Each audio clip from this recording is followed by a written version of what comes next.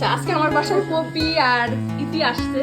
ইতি এখনো আসে নাই, কাছ থেকে আসবে। আমি কি কি করলাম আর ও কি নিয়ে আসছে, আমার জন্য সুন্দর একটা ড্রেস নিয়ে আসছে। আর এই তো পিঠা নিয়ে আসছে, এটাকে আমরা দুধকুলি পিঠা বলি, তোমরা কি বলো? দুধকুলি।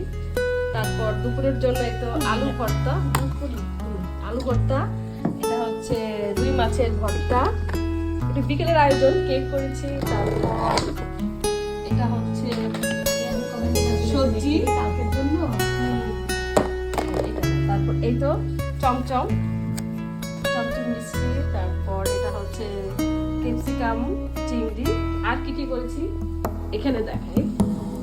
এখানে করেছি রোস্ট, গরুর মাংস, তারপর পোলাও,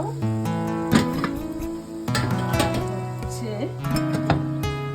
ইলিশ বেগুন দিয়ে। আর এই তো নাস্তা ভাজা